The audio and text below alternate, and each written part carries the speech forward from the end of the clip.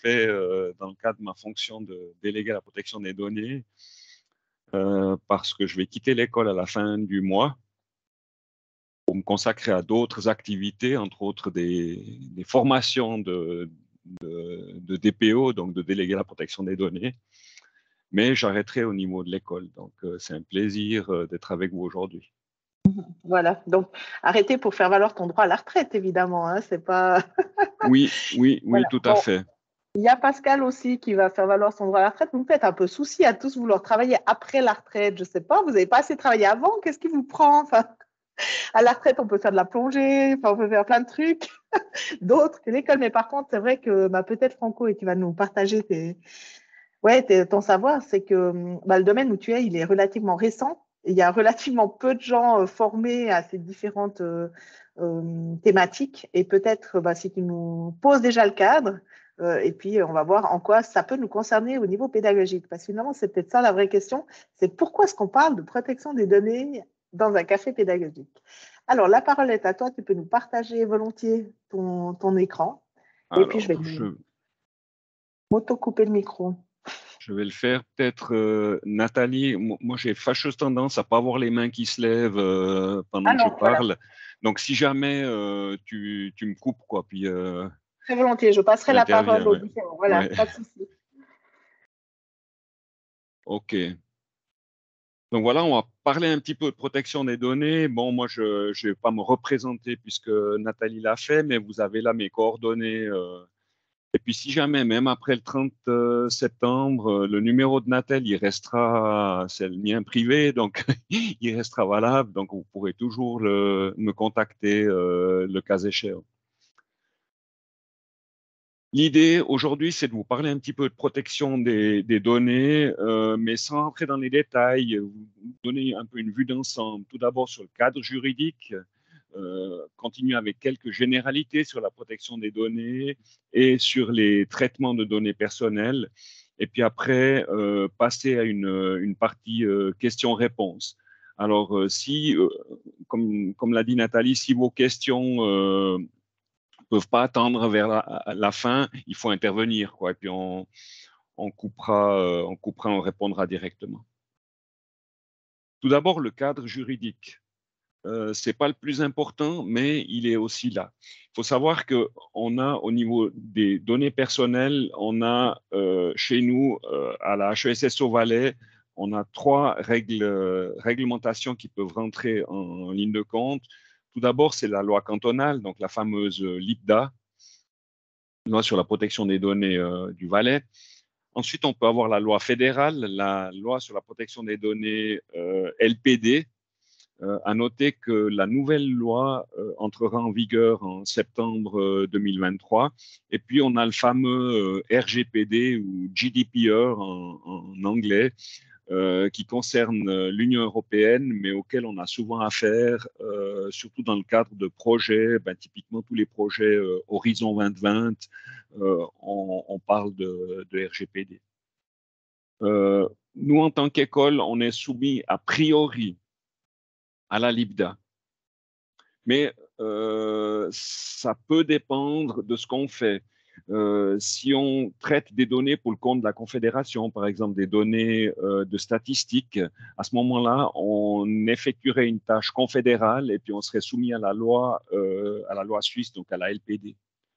Et puis la loi RGPD, le règlement RGPD européen, en principe, on n'y est pas soumis, sauf si on offre des prestations ou des services à des personnes qui sont domiciliées ou situées dans l'Union européenne. Mais on y a souvent recours parce que dans le cadre des projets, souvent les bailleurs de fonds nous demandent également d'appliquer ce règlement, même si d'un point de vue juridique, on n'est pas soumis à la loi. Quelques généralités en protection des données. Donc d'abord, la protection des données, c'est l'ensemble des techniques organisationnelles et juridiques, des mesures qui encadrent ce traitement des données personnelles. Le but, contrairement à ce que le nom pourrait le laisser supposer, n'est pas de protéger les données, mais bien de protéger la personnalité et les droits fondamentaux des personnes physiques. dont on traite les données. Donc, on protège bien les personnes, pas leurs données. On parle aussi de privacy en anglais ou de data protection, ça dépend un peu des pays. Peut-être encore une chose, les données personnelles, c'est quoi? Les données personnelles, enfin, c'est peut-être par là qu'il faut commencer aussi, c'est toutes les données qui permettent d'identifier une personne. Alors, il y a des données qui sont très claires. Nom, prénom, adresse email, ça permet d'identifier une personne. Il y en a d'autres qui sont moins claires. Si vous avez par exemple un numéro AVS, à vous, ça vous dira rien parce qu'il est plus directement traduisible, hein, le nouveau numéro à 13 chiffres. Par contre, si on va à l'AVS et puis qu'on leur donne un numéro AVS, ils arrivent à nous dire qui est la personne derrière ce numéro. Donc, un numéro AVS, c'est aussi une donnée personnelle. Même si pour le commun des mortels, sans correspondance, on n'arrivera pas à dire qui est la personne derrière ces données. Donc voilà, on parle aussi par exemple d'adresse IP en informatique. Une adresse IP, elle peut être aussi donnée personnelle. Elle est généralement donnée personnelle, puisque si on va chez l'opérateur, il va pouvoir nous dire qui se cache derrière quelle adresse IP.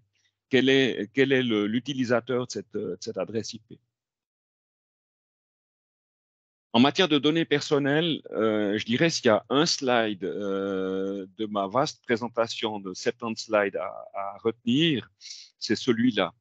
Donc, c'est les grands principes que vous allez retrouver dans toutes les lois, qu'elles soient valaisannes, qu'elles soient suisses, qu'elles soient européennes. Vous retrouvez toujours ces principes. Donc, licéité, légalité, est-ce que ce que je fais est licite et légal? La bonne foi, est-ce que les données que je traite, je le fais de bonne foi? Est-ce que la personne dont je traite les données, elle est consciente de ça? Est-ce qu'elle s'en rend compte? Est-ce qu'on n'est pas en train de lui expliquer qu'on fait quelque chose alors qu'on fait autre chose avec ces données? Donc ça, c'est la bonne foi. La proportionnalité, très important. Est-ce que j'utilise uniquement les besoins, les données dont j'ai besoin? Ou bien est-ce que, comme on faisait avant dans l'informatique, plus j'ai de données, plus je suis content, et puis, je ne sais pas, peut-être un jour, ça me servira. Donc, cette proportionnalité. La finalité, aussi très important, je dois définir qu'est-ce que je veux faire avec ces données.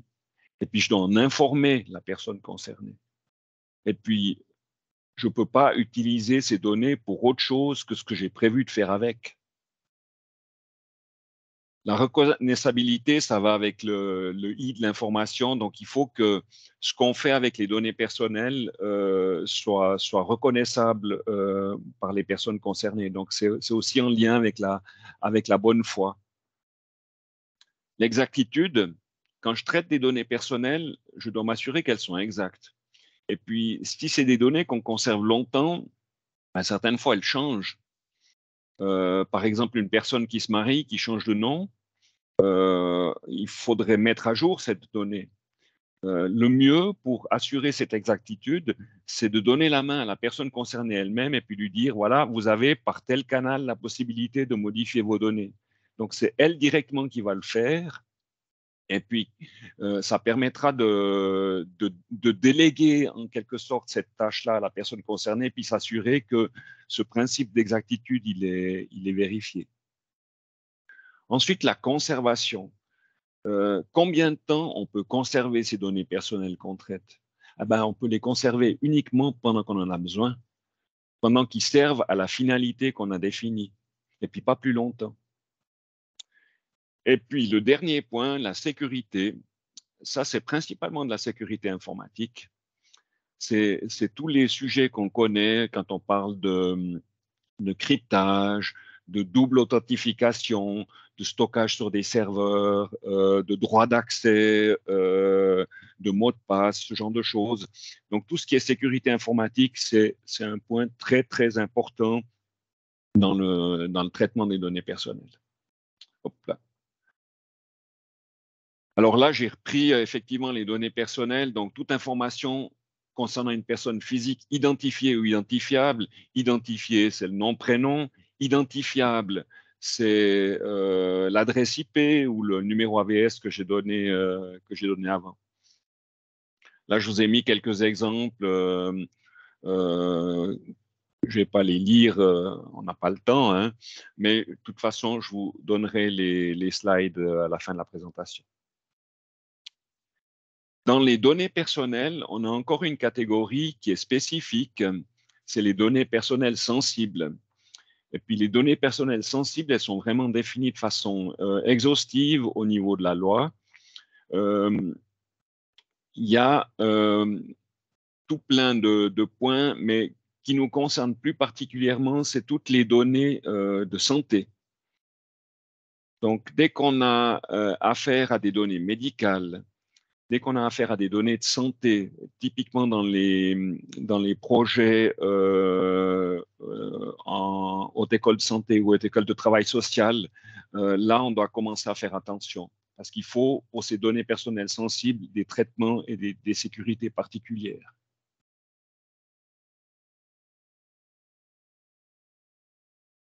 Si on représente finalement ces données, on a l'ensemble vert qui est toutes les données qu'on a dans une école, dans une entreprise. Et parmi ces données, certaines sont des données personnelles. Donc, c'est déjà une sous-catégorie en quelque sorte. Donc, le cercle jaune. Et puis, parmi ces données personnelles, certaines sont des données sensibles. Donc, il faut bien faire la différence entre ces catégories de données et puis s'assurer que les principes de protection des données, on va vraiment les appliquer aux données personnelles. Après, quand on parle de sécurité de l'information, souvent, on va appliquer cette sécurité de l'information aux données en général.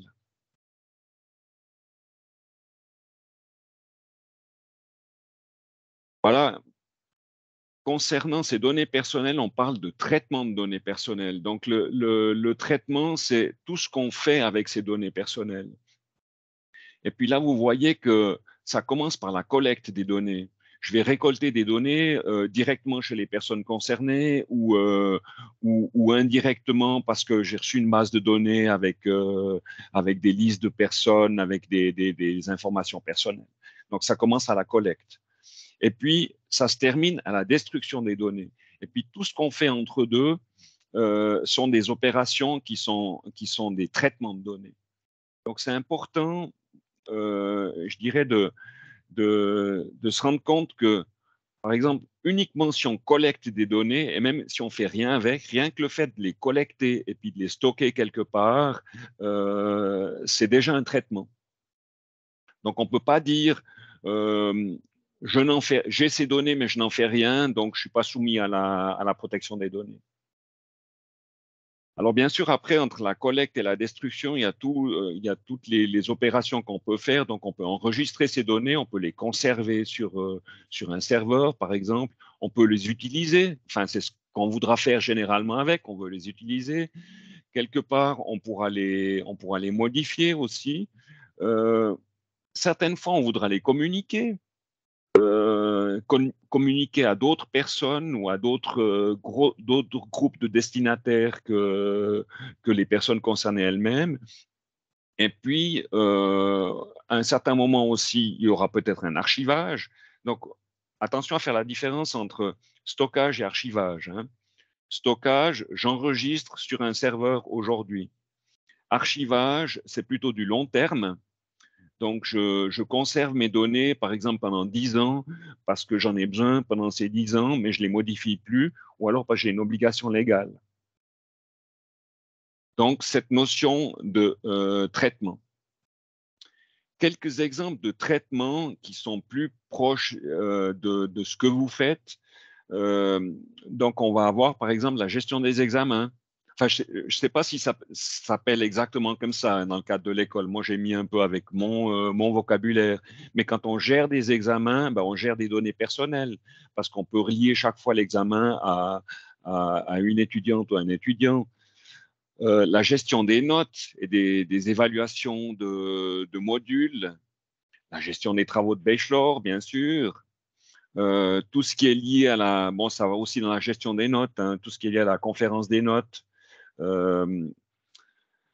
à qui on communique, qui c'est qui est censé avoir accès à ces informations. On peut aussi avoir, dans le cadre de la formation elle-même, l'enregistrement de cours. Je sais que ça se passe, par exemple, en santé ou en travail social, où certaines fois, ils enregistrent des cours. Donc là, généralement, il faut le consentement aussi des étudiants. Ensuite, il y a tous les aspects d'échange écrits avec les étudiantes et les étudiants, donc que ça soit écrit papier ou email, ou maintenant via les nouveaux outils comme Teams. Après, il peut aussi y avoir une partie un peu sensible aussi, c'est le conseil et soutien aux étudiants.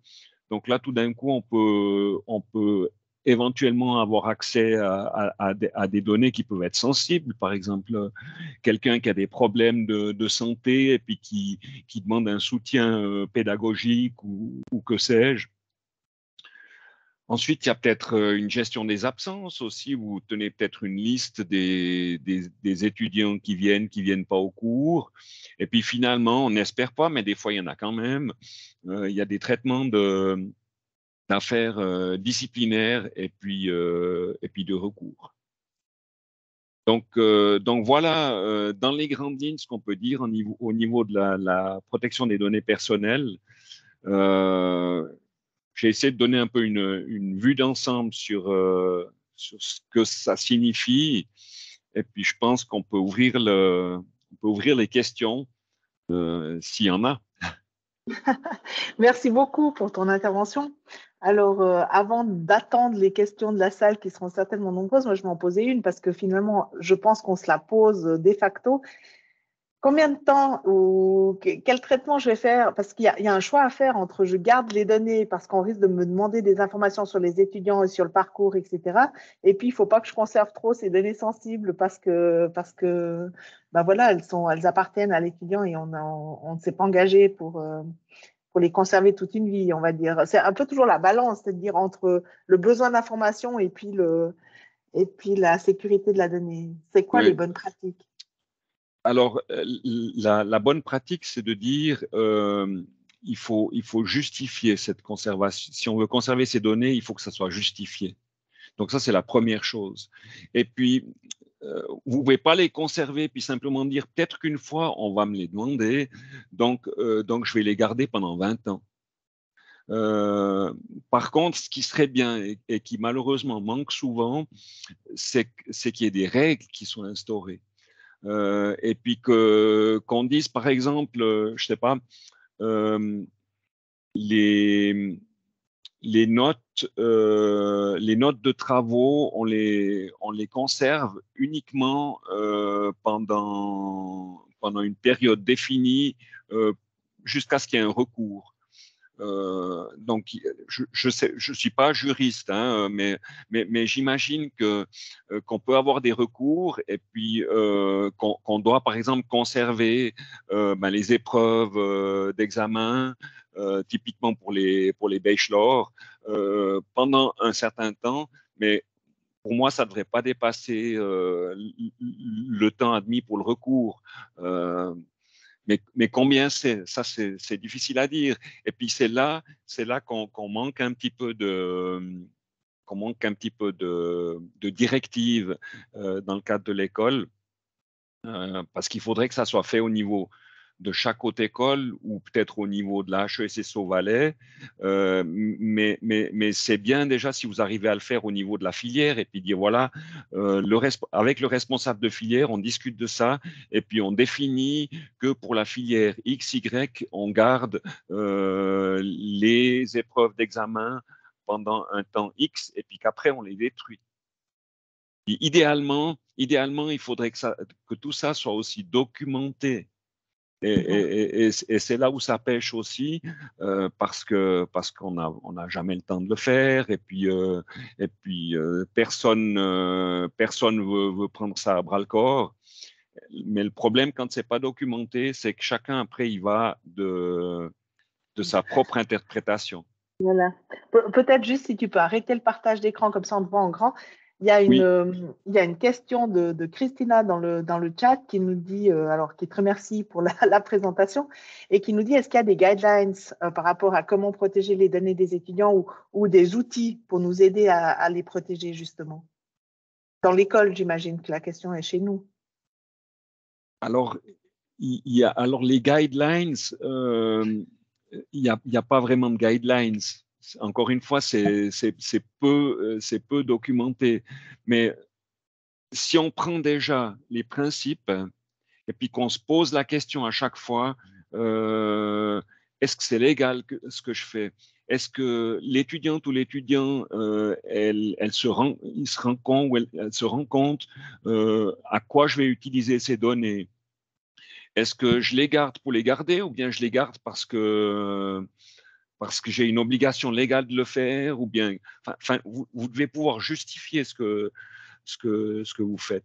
Et puis bon, accessoirement, pour toute la partie archivage, on a mis en place avec la direction sur mon initiative un plan de classement des données, mais qui a jamais été publié officiellement.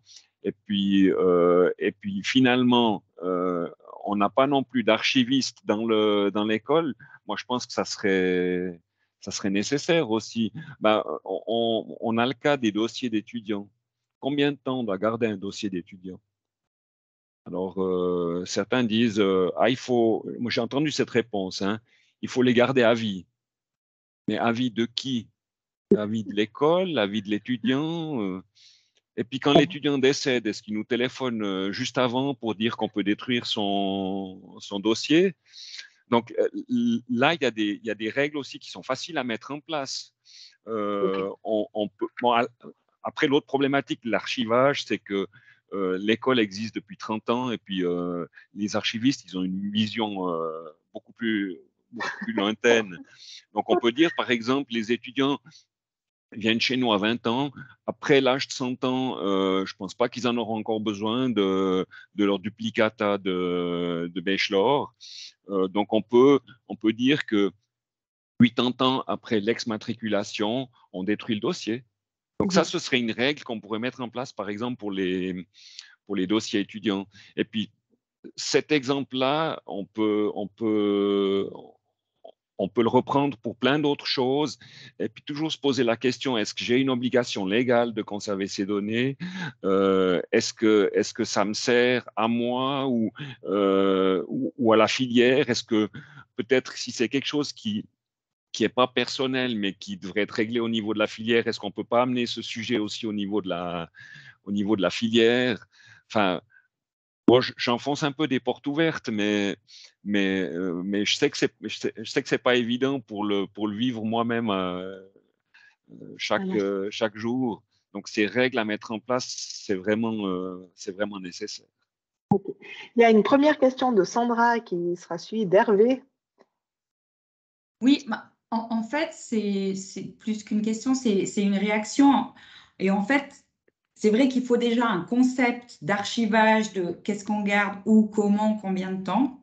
Dans le cadre de notre institution de formation, on a un concept d'archivage qui a été fait, qui a été pensé pour vraiment traiter toutes les données, tous les dossiers qu'on peut avoir depuis l'ouverture de l'école, qui a été revu et corrigé, puisqu'on a, à un moment donné, on avait encore un archivage papier qui était très conséquent, et on a passé à un archivage numérique.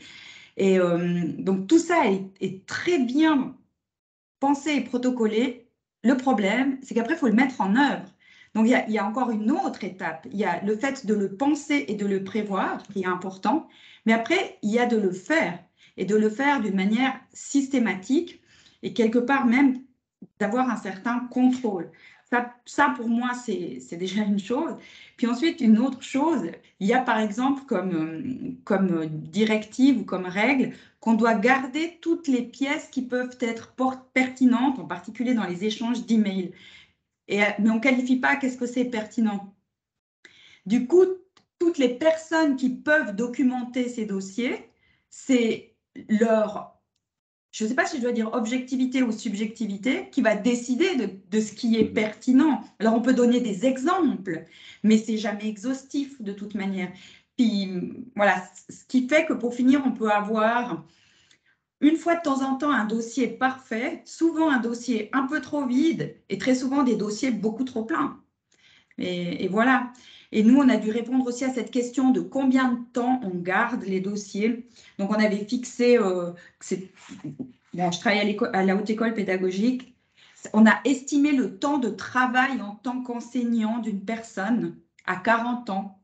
Et donc, on garde ces dossiers 40 ans, puisqu'on estime qu'à partir de là, leur carrière devrait être terminée et puis qu'on peut détruire les dossiers complètement. Ils ne travaillent pas après la retraite, c'est ça? L'avantage que vous avez à la HEP, c'est que vous avez une archiviste qui s'est occupée de ça. Exactement. Qui est maintenant malheureusement, enfin, je ne sais pas si elle a été remplacée, mais elle est partie. Pas encore, ce qui est assez. Elle est partie à la retraite. Qui est assez problématique. Oui.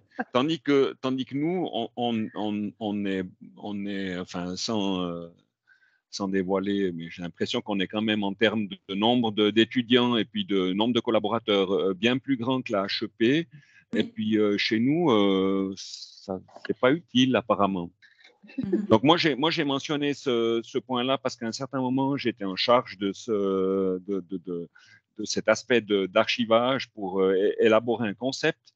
Et puis comme je pars et puis que je pense que je suis pas non plus la meilleure personne au niveau des compétences, moi j'ai proposé qu'il y ait à un certain moment l'engagement d'une personne à 60 ou à 80% qui gère tous ces aspects d'archivage et qui coordonne ces aspects d'archivage pour l'ensemble de la HESSO Valais.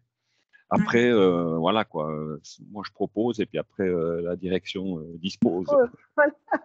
Alors, dans l'ordre, c'est Hervé, Sabine et Sébastien qui réagissent. Merci beaucoup.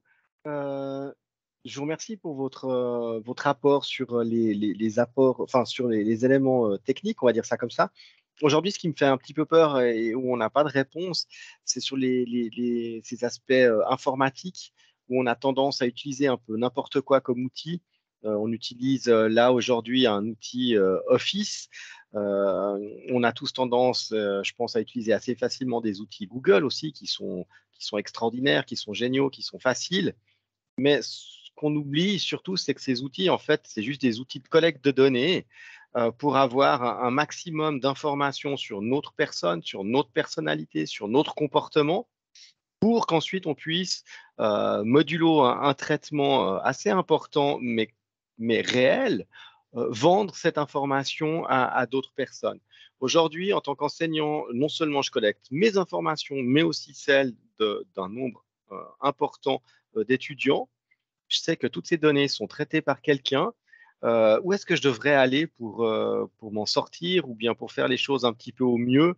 Bien que la loi me dise qu'il faille le faire, je veux bien, mais les outils institutionnels, modulo quelques signatures fantoches auprès du Conseil fédéral, il n'y a aucune garantie que ces données appartiennent véritablement aux gens et qu'elles ne soient pas complètement traitées comme les grands GAFA le font, quoi. Qu'est-ce qu'on peut faire face à ça? Qu'est-ce qu'on doit faire face à ça? Alors, malheureusement, on n'est ni dans une banque, ni dans une assurance. Et puis vous qui êtes principalement des professeurs et des professeurs, vous savez que c'est difficile d'imposer des façons de travailler dans le corps enseignant, par exemple, hein, mais c'est valable aussi pour plein d'autres catégories de personnes. Et puis chez nous, le chemin, il est toujours difficile à trouver entre on impose des outils et puis on impose leur utilisation et puis on ne sort pas de ce cadre-là, ou bien alors on laisse faire tout et n'importe quoi en passant par les Dropbox, Google et autres OneDrive. Donc ça c'est un peu la problématique. Et puis cette problématique-là, on l'a traitée avec Alexandre Cotinck dans le cadre des instituts, où ils sont en train d'essayer de recenser finalement tout ce qui existe comme outil, et puis de dire voilà, vous avez besoin de traiter des données sensibles, stockez-les plutôt sur Switch Drive, qui est un outil réservé aux universités, puis où on sait qu'il n'y aura pas de partage, pas de récupération ou de vente de données à qui que ce soit. Donc, on a tout plein de solutions qu'on peut utiliser selon la sensibilité des données, selon qu'il s'agit de données critiques ou pas. Simplement, actuellement, on n'aide pas le personnel en donnant vraiment des directives. On les laisse un peu, aller comme ils l'entendent, quoi. Puis ça, c'est un peu problématique. Alors, typiquement, Christina, qui est avec nous aujourd'hui, qui est une des data managers qui sont nommées dans les écoles, pour les aspects pour les aspects des instituts en tous les cas, font ce relais et puis aident les chercheurs et les professeurs pour leur dire voilà, vous gérez des données, il faut les mettre plutôt là ou là ou là en fonction de leur criticité ou de leur sensibilité. Donc, ça se met en place gentiment, mais on peut pas non plus arriver d'une situation où on laissait tout faire à basculer complètement dans l'autre sens et puis dire voilà, les outils sont ça, ça et ça, puis vous en sortez pas, quoi. Alors moi, j'ai même vécu ça en étant 20 ans au service informatique. Alors bien sûr, il y a eu des fois des velléités d'imposer certaines choses, mais on s'aperçoit que certaines personnes veulent de l'imposition des outils à utiliser, et puis d'autres disent non, en même temps, on veut la liberté. Donc, c'est pas toujours simple.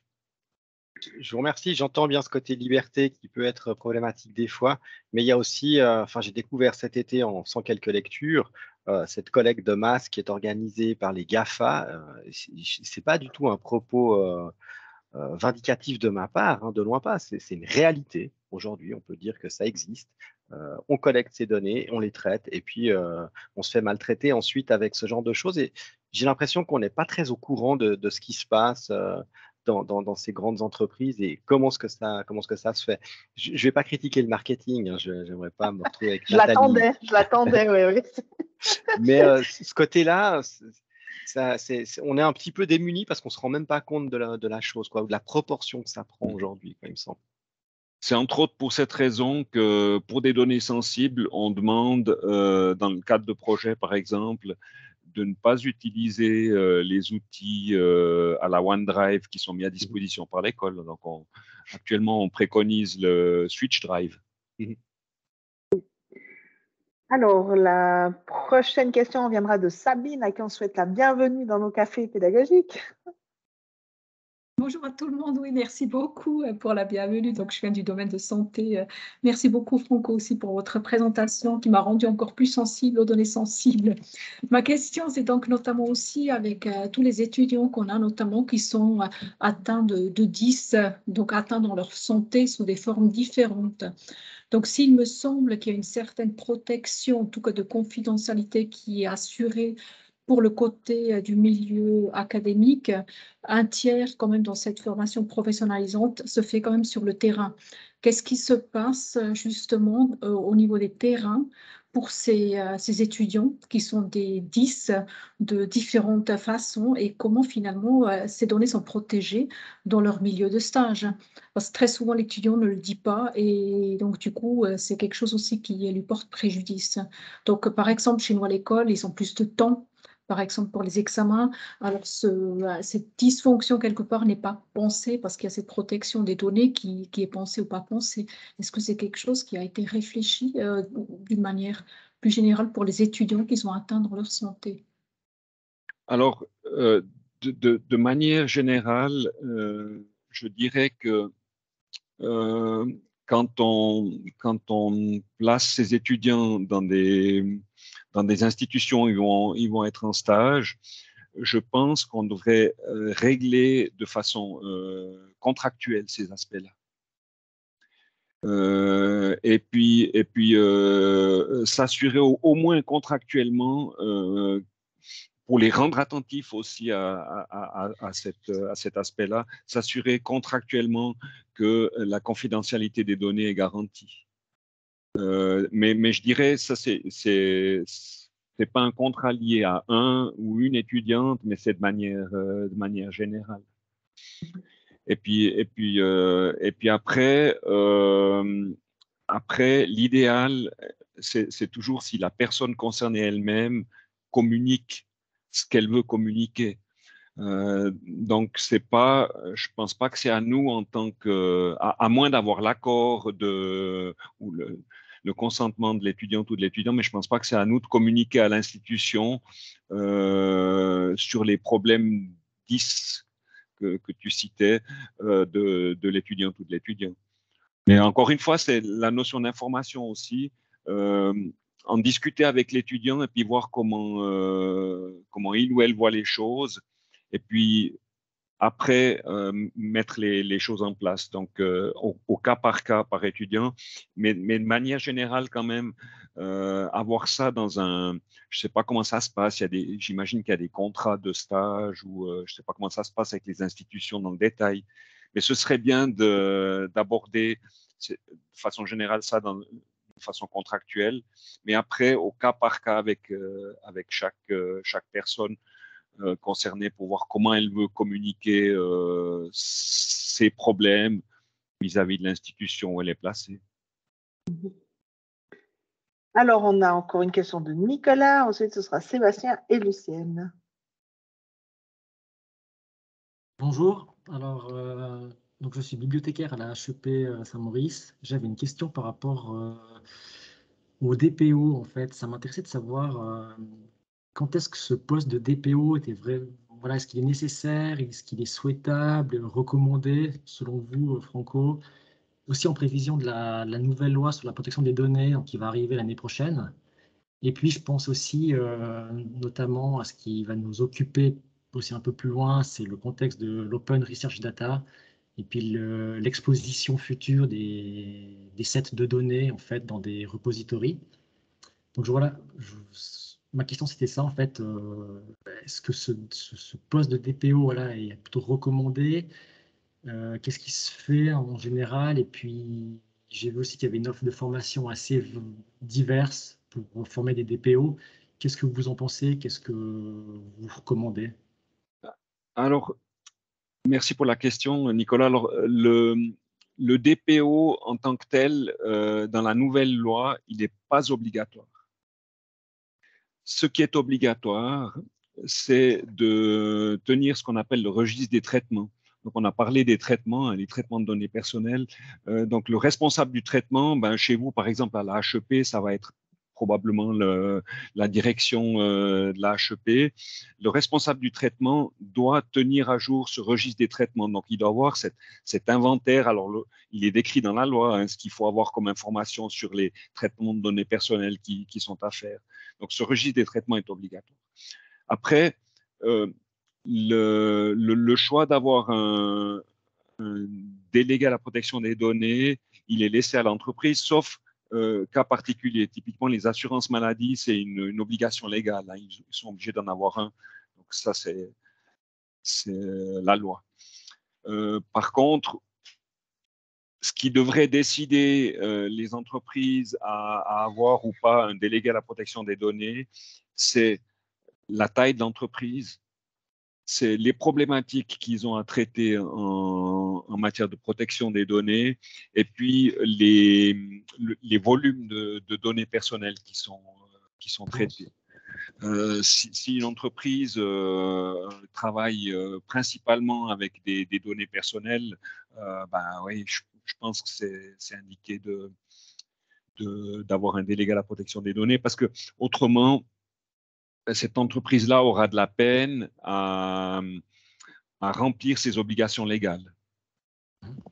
Donc, typiquement, le registre des traitements, c'est quand même quelque chose qui demande du travail, d'enquête sur le terrain dans l'entreprise. Donc, dans une petite entreprise, ça va, mais dans une grosse entreprise ou une entreprise qui traite beaucoup de données personnelles, ça devient compliqué si on n'a pas une personne en charge de tout ça. Mais oui, alors la HESSO Valais a décidé d'en avoir un il y a 4 ans. Donc, c'est un choix. Si je prends le cas d'Unidistance, entre-temps, j'ai remis la main sur le nom, hein, Nathalie, c'est Ouais. Athéna Sanderson, qui est ma collègue d'Unidistance. Donc, ils ont aussi nommé une déléguée à la protection des données. Donc voilà, et puis je pense qu'aussi le fait d'avoir cette nouvelle loi qui va entrer en vigueur au 1er septembre 2023 sensibilise aussi un peu plus le grand public, comme l'a fait un peu l'arrivée du RGPD en Europe. Donc on est aussi plus sensible à ces problématiques actuellement. D'accord. Et est-ce que aussi Et puis pour excusez-moi. je crois que tu avais aussi la question par rapport aux aspects de formation. Oui, exactement. Donc, il y a une formation excellente qui existe, donc j'en donne une partie. C'est une formation de 7 jours qui est très concentrée, où on aborde les aspects juridiques, organisationnels et puis de sécurité de l'information. Donc ça, c'est une formation qui est donnée pour les futurs délégués à la protection des données, puis qui est chapeautée par l'Université de Genève. Donc ça, c'est un exemple. D'ailleurs, la prochaine session débute au début octobre. Ensuite, il y a à ma connaissance aussi Unidistance qui propose un CAS en protection des données. D'après ma collègue Athénas qui l'a suivi, il semblerait que c'est beaucoup plus juridique et moins pratique que ce qu'on fait. Donc voilà, il y a ces deux formations que je connais déjà. Et selon ce que vous avez vu, en fait, est-ce qu'il y a aussi, par exemple, des postes de DPO, je veux dire, intégrés à des postes existants? Par exemple, on a 20% d'un poste, voilà, c'est une personne qui prend en charge ce rôle de DPO, ou alors il y a vraiment plus de création, vraiment, on va créer le poste de DPO qui n'existait pas. Alors, oui, on peut intégrer ça à un poste sur la même personne, une fonction supplémentaire à une personne qui a déjà une autre fonction. Il faut juste être attentif à où est rattachée la fonction de DPO. Et puis, typiquement, il faut la rattacher assez haut, proche de la direction, parce qu'autrement, vous avez le problème de prendre position sur des traitements de données qui sont peut-être effectués par l'entité dont vous faites partie. Typiquement, si un service informatique gère par exemple l'annuaire interne des collaborateurs, et puis que le DPO dépend aussi du responsable informatique, ben, il y a conflit d'intérêts. Donc, il faut il faut s'assurer entre autres de cet aspect-là. Donc, il y a la partie formation qui est importante, et puis il y a aussi la partie rattachement dans l'organisation. Mais on peut partager ça avec d'autres fonctions. Il faut, si possible, pas que ce soit des fonctions qui sont amenées elles-mêmes à traiter des données, parce qu'autrement, vous avez ce conflit d'intérêts. D'accord. Merci beaucoup. On a encore 2 questions et le temps passe vite. Sébastien et ensuite Myriam. Oui, bonjour. C'est une question très pragmatique. Il y a le sujet très général et le vœu de réguler cette gestion des données, peut-être le vieux pieux, je ne sais pas. Au niveau macro, en tout cas, il y a ça. Et puis au niveau micro, il y a moi et mon ordinateur. Et puis, on a eu la visite il y a quelques années d'un archiviste et il a jeté des tonnes de documents, dont une bonne partie que spontanément, je n'aurais pas acheté. Donc, on a des espèces de transactions entre je garde parce que je risque plus, il me semble, de ne pas pouvoir documenter un cas s'il y a recours, que s'il me reste des vieux examens sur mon ordi. Et d'ailleurs, qui va le savoir si j'ai des vieux examens sur mon ordi. Bon. Par contre, j'entends bien que ça peut être un problème. Donc, ma question, elle est simple, c'est que vous avez dit que dans le traitement des données, ce n'est pas la même chose de les détenir et de les stocker ou de les archiver. Est-ce que, quand je prends mes vieux examens et que je les mets sur le serveur HES, je me débarrasse de la responsabilité de détenir ces informations-là? Enfin, je me débarrasse, je les transmets. Est-ce qu'une fois que c'est sur le serveur HESSO ou sur le serveur institutionnel, quelle que soit l'institution, c'est plus mon affaire que ces données soient gérées? Non, la réponse est non. Bon, c'est un peu facile de répondre comme ça aussi, mais typiquement pour les examens, ce qu'il faut ou ce qu'il faudrait, c'est qu'une règle soit définie sur le temps pendant lequel on doit les conserver. Alors, je ne sais pas, il faudrait peut-être demander à Natacha Albrecht, moi je ne suis pas juriste, pendant combien de temps les étudiants peuvent faire recours par rapport à une décision de bachelor ou autre. Et puis, Alors, la règle existe, hein, ça on a parce que les examens papier, évidemment que personne ne veut les stocker. Donc, la règle existe et les examens papier sont détruits très, très vite, hein. Contrairement à ce qu'on pourrait croire, ça veut dire qu'une fois que la séance de remédiation, enfin, les séances de notes sont passées et que les notes sont validées, voilà, il y a, je crois, un recours qui est extrêmement court, peut-être d'1 mois, et puis après, tout est bazardé pour ce qui est papier, mais on a toujours ce conflit. Mais ça change rien, ça ne change rien.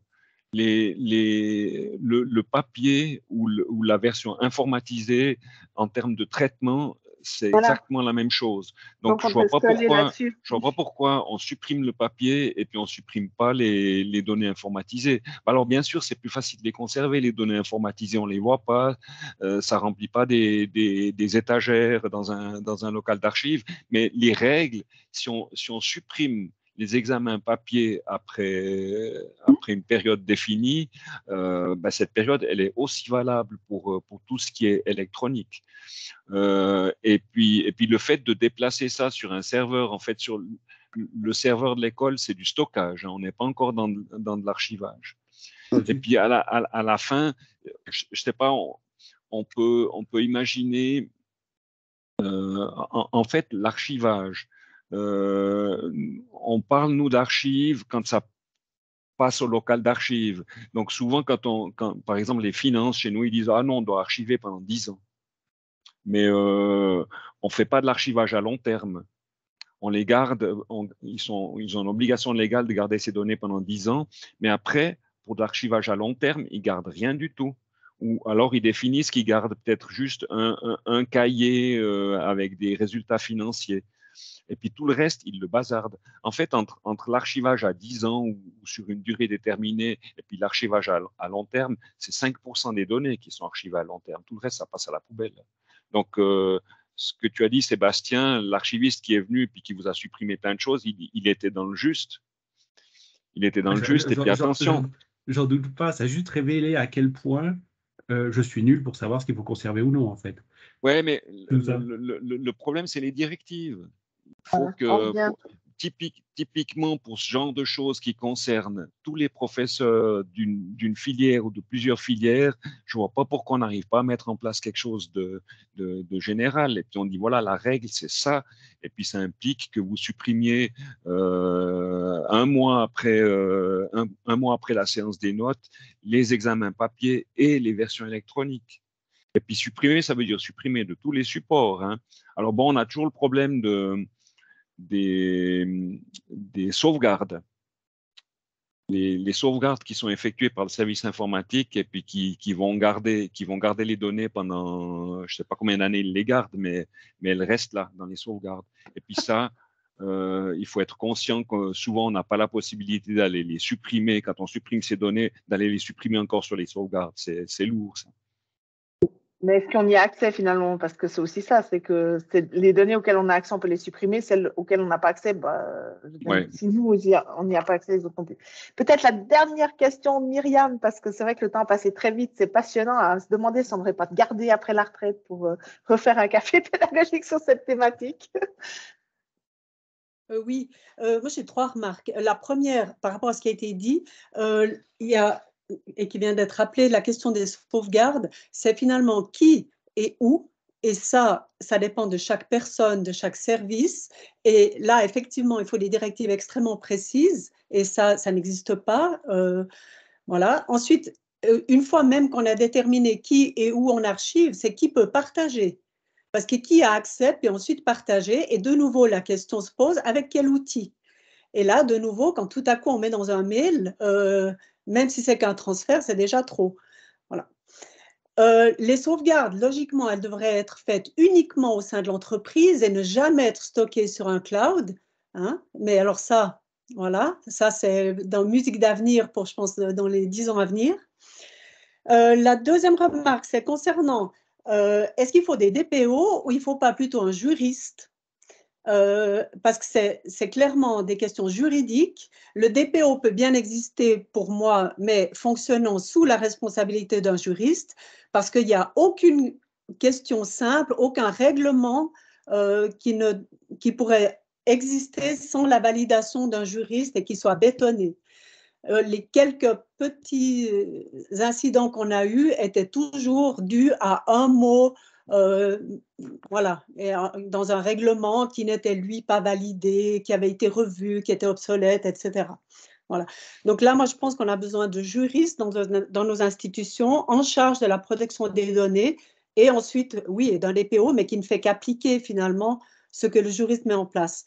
Et puis la troisième question qui n'a pas été abordée, mais pour moi qui pose de plus en plus de problèmes, c'est la question des réseaux sociaux. Parce qu'on a des unités de communication et des institutions qui sont sur les réseaux sociaux. Et quelle information peut être mise sur ces réseaux sociaux, par qui, comment?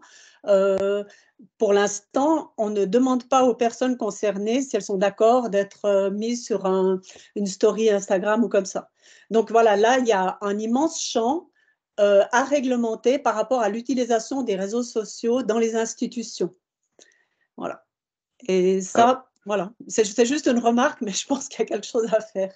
Alors, peut-être dans l'ordre, par rapport à la sauvegarde. La sauvegarde, c'est quelque chose que vous devez connaître. C'est-à-dire quand vous traitez des données, vous devez savoir comment elles sont sauvegardées. Alors typiquement, si vous mettez des données sur les serveurs institutionnels, elles sont sauvegardées. Alors, vous pouvez poser la question au service informatique, mais dans les grandes lignes, ils font une sauvegarde quotidienne, après ils font une sauvegarde hebdomadaire, une mensuelle, et puis vous pouvez remonter dans les sauvegardes de façon fine sur les derniers jours, et puis après, semaine par semaine, peut-être sur le dernier mois, et puis mois par mois sur la dernière année, et puis année par année. Voilà, donc le principe de sauvegarde, il existe. Maintenant, il faut faire attention quand vous faites du stockage à d'autres endroits, sur votre PC ou n'importe où, il faut toujours savoir comment ces données sont sauvegardées. Parce que, mis à part les aspects de protection des données, vous n'êtes jamais à l'abri d'un accident. Donc, si vous avez des données qui sont stockées uniquement sur le disque dur de votre PC portable, et puis que vous n'avez pas de sauvegarde, et puis que le disque dur crash, eh ben, vous dites adieu à toutes vos données. Donc, cet aspect de sauvegarde, il faut y penser. À ne pas confondre avec l'archivage. L'archivage, c'est encore des choses d'archivistes. Et puis, en principe, les données archivées, on les touche plus. Et puis, elles sont archivées pour une durée à déterminer ou à long terme. Ensuite, la deuxième question, je vais quand même me défendre, DPO ou juriste. Dans les DPO qui sont nommés actuellement, qui existent actuellement en Suisse ou en Europe, il y a deux grandes catégories de formation. Il y a des DPO qui sont issus du monde informatique, et puis il y a des DPO qui sont issus du monde juridique. Et puis qu'on prenne l'une ou l'autre des catégories, c'est égal, mais si vous prenez quelqu'un du monde informatique, il doit aussi avoir des connaissances juridiques. Et puis si vous prenez quelqu'un du monde juridique, il doit aussi avoir des connaissances informatiques. À pas négliger quand même, il y a la partie juridique, bien sûr, mais il y a toute la partie de sécurité de l'information qui est une des bases aussi de la protection des données. Parce que si vous n'avez pas ces connaissances informatiques, cette sécurité de l'information, vous êtes incapable de le faire. Maintenant, le DPO, c'est un peu le généraliste. Moi, je vois dans mon cas particulier, donc on travaille à quatre, en fait, entre le DPO, la juriste, le responsable du service d'éthique appliquée, parce qu'on a aussi des projets typiquement santé, en travail social qui passent par les commissions d'éthique, la commission d'éthique vaudoise, et puis aussi le responsable de la sécurité de l'information. Et puis le DPO, lui, d'avoir une idée de tous ces domaines, parce qu'il ne peut pas aller discuter avec le responsable de la sécurité de l'information, puis lui demander du cryptage de données s'il ne sait pas ce que c'est un cryptage dans les grandes lignes. Donc, et puis la même chose, il peut pas parler de loi de protection des données s'il ne connaît pas les lois qui sont en vigueur. Puis typiquement, en interne, nous, on se repasse les choses entre Natacha, entre Jean-Gabriel Piguet, puis aussi le responsable de la sécurité de l'information. Et puis, le dernier, donc voilà pour cet aspect DPO juriste. Oui, DPO, oui, d'origine juridique ou informatique, mais DPO. Et puis le dernier point, les réseaux sociaux. Alors, je dirais que la problématique, il faudrait surtout l'expliquer aux personnes qui mettent des données sur les réseaux sociaux. D'une part, donc tout ce qui arrive en ligne, on peut plus l'effacer, on oublie de les effacer. Donc ça c'est la première des choses à expliquer. Et puis la deuxième des choses, ça c'est plutôt pour les utilisateurs, c'est pas parce que quelqu'un a mis des données personnelles ou une partie de ces données personnelles sur un réseau social que nous, on peut aller piquer ça et puis réutiliser dans le cadre d'un projet ou dans le cadre d'une autre utilisation sans rien demander à cette personne-là. Donc souvent, il faut aller voir un peu les conditions générales du réseau social considéré et puis voir si on peut faire ce genre de choses. Mais encore une fois, s'adresser directement à la personne concernée et puis lui dire, écoute, tu as mis ces données en ligne, est-ce que tu es d'accord que je les réutilise? Donc voilà, il y a les deux aspects, il y a la réutilisation des données qu'on trouve en ligne et puis il y a l'aspect de la personne elle-même qui doit être consciente de ce que ça amène de mettre ces données en ligne. Oui, je pense que les réseaux sociaux pourront faire l'objet d'un prochain café pédagogique ou qu'est-ce qu'on peut faire, qu'est-ce qu'on ne peut pas faire, comment est-ce qu'on utilise. Maintenant, on voit bien pour les cafés pédagogiques, on utilise une fois la HEP, une fois la HESSO. Enfin, voilà, qui doit utiliser, on a utilisé ton image sans rien te demander, mais tu l'as accepté bien volontiers, hein, sans hésiter. Moi, je pense qu'on va clore ici le café pédagogique. On a déjà dépassé un petit peu de quelques minutes, mais c'est pas très grave, c'est très intéressant. En tout cas, merci beaucoup pour l'intervention. On peut peut-être arrêter l'enregistrement et puis